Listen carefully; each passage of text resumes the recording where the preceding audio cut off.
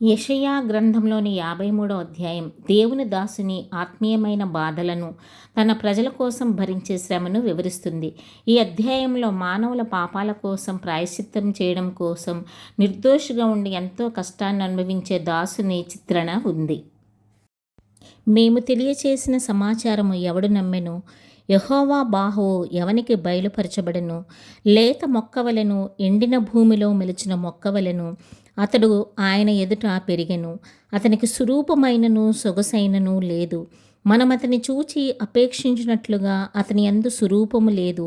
అతడు తృణీకరింపబడిన వాడును ఆయను, మనుషుల వలన విసర్జింపబడిన వాడును, వ్యసనాక్రాంతుడుగాను, వ్యాధిని అనుభవించిన వాడుగాను, మనుష్యులు చూడనొల్లని వాడుగాను ఉండెను.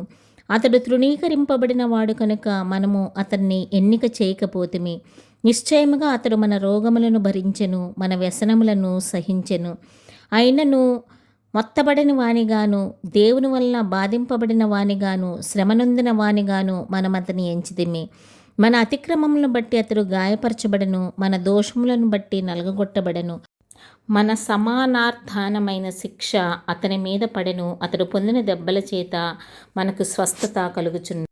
మనమందరము గొర్రెల వలె త్రోవ తప్పిపోతుమే, మనలో ప్రతివాడును తనకిష్టమైన త్రోవకు తొలిగెను.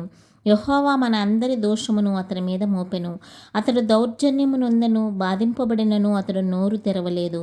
వదకు తేబడి గొర్రెపిల్లయు, బొచ్చు కత్తిరించు వాని ఎదుట గొర్రెయు మౌనముగా నుండునట్లు అతడు నోరు తెరవలేదు. అన్యాయపు తీర్పు నొందిన వాడై అతడు కొనిపోబడెను. అతడు నా జనుల అతిక్రమమును బట్టి మొత్తబడిన కదా, సజీవుల భూమిలో నుండి అతడు కొట్టివేయబడెను. అయినను అతని తరము వారిలో ఈ సంగతి ఆలోచించిన వారెవరు? అతడు మరణమైనప్పుడు భక్తిహీనులతో అతనికి సమాధి నియమింపబడెను. ధనవంతుని యొద్ద అతడు ఉంచబడెను. నిశ్చయముగా అతడు అన్యాయమేమీ చేయలేదు, అతని నోట ఏ కపటమును లేదు. అతన్ని నలగొట్టుటకు యెహోవాకు ఇష్టమాయెను. ఆయన అతనికి వ్యాధి కలుగ చేసెను. అతడు తన్ను తానే అపరాధ పరిహారార్థ బలిగా చేయగా అతని సంతానము చూచును. అతడు దీర్ఘాయుష్మంతుడగును. యెహోవా ఉద్దేశము అతని వలన సఫలమగును. అతడు తనకు కలిగిన వేదనను చూచి తృప్తి నొందును. నీతిమంతుడైన నా సేవకుడు జనుల దోషములను భరించి తనకున్న అనుభవ జ్ఞానము చేత అనేకులను నిర్దోషులుగా చేయును. కావున గొప్పవారితో నేను అతనికి పాలు పంచిపెట్టెదను. గనులతో కలిసి అతడు కొల్లసొమ్ము విభాగించుకొనును. ఏలైనగా మరణము నొందినట్లు అతడు తన ప్రాణమును ధారపోసెను. అతిక్రమము చేయువారిలో ఎంచబడిన వాడయ్యను.